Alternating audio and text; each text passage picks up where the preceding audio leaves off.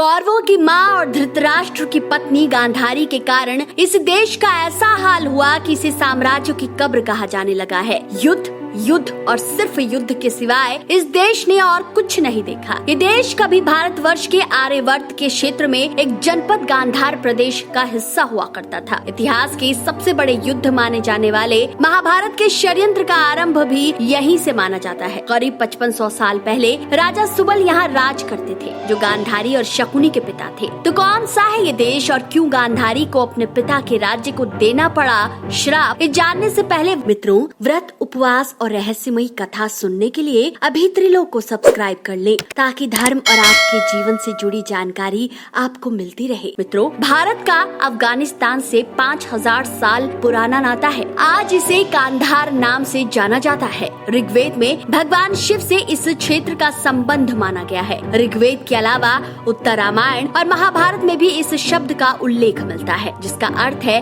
गंध, यानी सुगंधित जमीन। पौराणिक मान्यताओं के अनुसार भगवान शिव का एक नाम गांधार भी है। शिव सहस्त्र नाम में इसका उल्लेख मिलता है। कहा जाता है यहाँ सबसे पहले भगवान शिव के भक्तों का वास हुआ करता था। उसके बाद ये क्षेत्र द्वापर काल में हुए महाभारत युद्ध से जुड़ा। यहाँ कभी हिंदू संस्कृति का पालन हुआ करता था, लेकिन आज ऐसा नहीं है। यहाँ तालिबान का शासन है, लेकिन हजारों साल पहले कभी यहाँ गांधार नरेश सुबल का शासन था, जिनकी मृत्यु के बाद उनका सारा राजपाट उनके पुत्र शकुनी का हुआ। कहते हैं भीष्म पितामह ने राजा सुबल की पुत्री गांधारी का विवाह बलपूर्वक हस्तिनापुर के राजा धृतराष्ट्र से करवाया। यही नहीं, उन्होंने राजा सुबल के पूरे परिवार को नष्ट भी कर दिया। किसी तरह केवल उनके पुत्र शकुनी बचे। कहते हैं कि शकुनी ने इसी सब का बदला लेने के लिए पांडवों और कौरवों को आपस में लड़वाया, ताकि हस्तिनापुर का संपूर्ण नाश हो सके। कहते हैं शकुनी की वजह से ही गांधारी के 100 पुत्रों का नाश हो गया। ये 100 पुत्र, जिनकी प्राप्ति गांधारी के लिए आसान नहीं थी। कहते हैं वेद व्यास जी ने गांधारी को 99 पुत्र और 1 पुत्री प्राप्ति का वरदान दिया था, लेकिन बहुत कम लोग जानते हैं कि इनमें से एक भी कौरव वंशी नहीं था। सभी की उत्पत्ति कुंडों से हुई थी। कहते हैं जब गांधारी गर्भवती थी,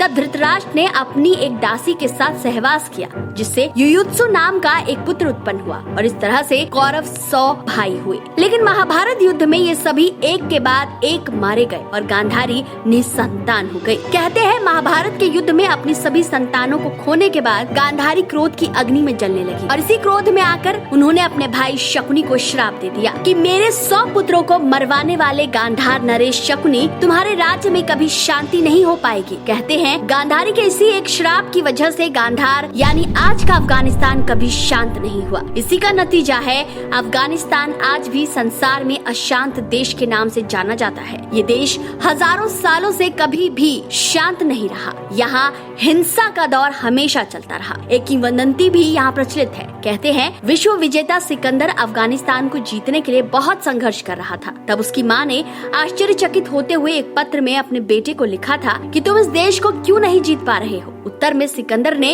इस पत्र में अफगानिस्तान की मिट्टी भेजी। कहते हैं जैसे ही ये मिट्टी से भरी ये चिट्ठी सिकंदर के गांव मकदूनिया पहुंची, वैसे ही वहां भी झगड़े शुरू हो गए। कहते हैं ये गांधारी का श्राप ही था जो इस देश पर ऐसा भारी पड़ा कि अफगानिस्तान के लोगों के भाग्य से शांति दूर हो गई। तभी तो पहले ये देश विदेशियों से लड़ते रहे, जब विदेशी नहीं मिले तो आपस में लड़ने लगे। मित्रों, ऐसा माना जाता है कि पांडवों के हाथों पराजय के बाद कौरवों के सैकड़ों वंशज ने शकुनी मामा के प्रांत गांधार में शरण ली, और फिर यहाँ से धीरे धीरे वो इराक और सऊदी अरब में जाकर बसने लगे। लेकिन ये देश आज भी अशांत है। गांधारी द्वारा दिए गए इसी श्राप का प्रभाव आज भी यहाँ देखा जा सकता है। ऐसा ही एक श्राप भगवान कृष्ण को भी दिया गया था, क्योंकि गांधारी की दृष्टि में भाई शकुनी के साथ भगवान कृष्ण भी उनके पुत्र के विनाश में बराबर के सहयोगी थे। इसी वजह से गांधारी ने उन्हें श्राप दिया था कि जिस तरह मेरे कुल का नाश हुआ है, ठीक उसी तरह आपके कुल का भी नाश हो जाएगा। और वही हुआ। भगवान श्री कृष्ण के कुल के अधिकांश लोग जब मौसूल युद्ध में मारे गए, तब अंत में भगवान कृष्ण को एक वृक्ष के नीचे आराम करते हुए भूलवश